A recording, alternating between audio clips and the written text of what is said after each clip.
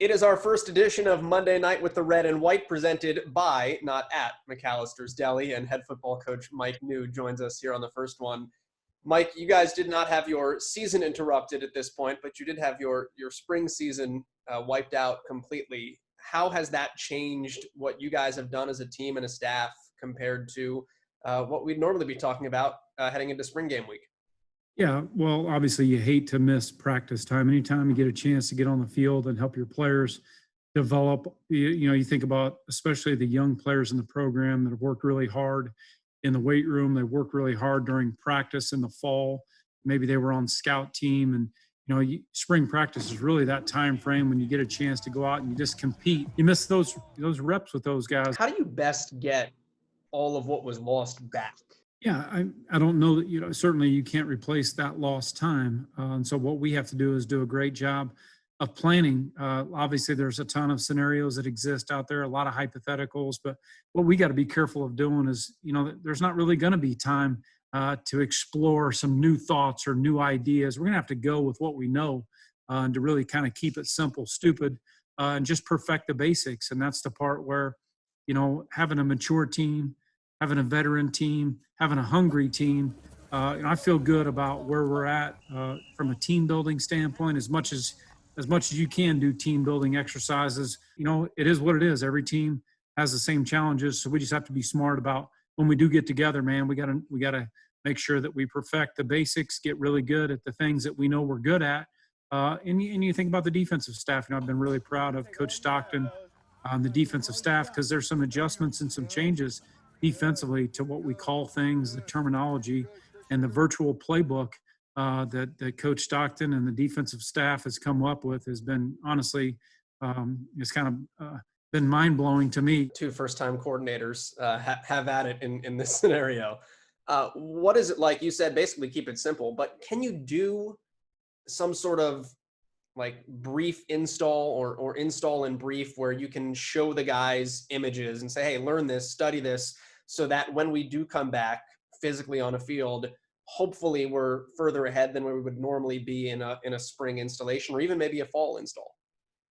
Yeah, every week that we part of our meetings with our players under the CARA guidelines, or the time that we have available to us from a meeting standpoint, we have install meetings every week with the guys and the defensive staff.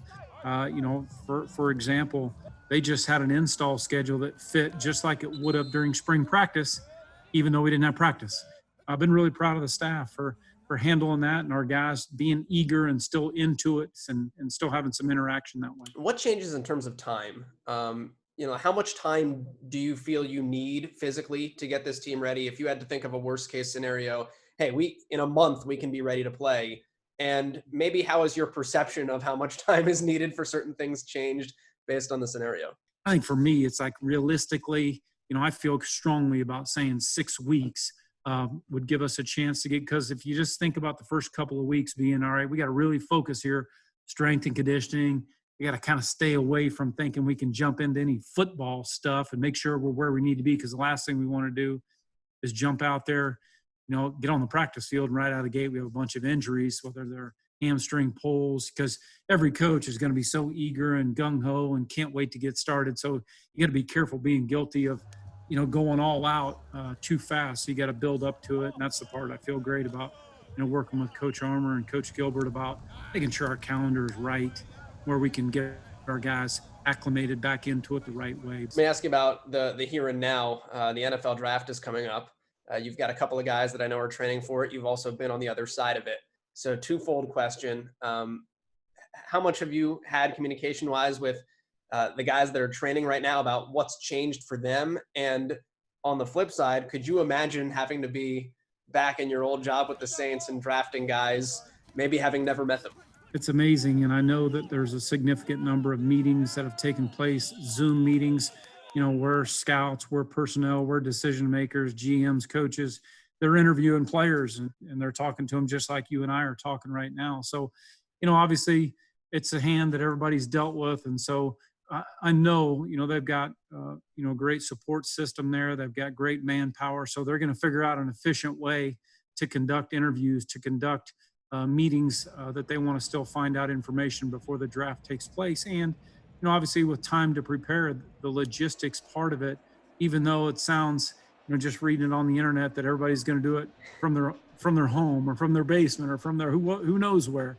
I'm sure there's going to be, there's obviously time to plan for the logistics part of it. I'd love to be a fly on the wall and a lot of different places on draft night. I'm looking forward to watching it and just seeing a team go. Yeah, exactly. I like where you're at right there, that we picked. That's great. I think that's what it's come down to.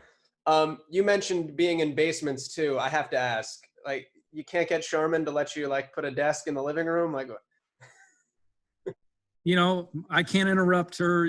She's got an office space up there because she's going to school. She's still taking online classes right now for her.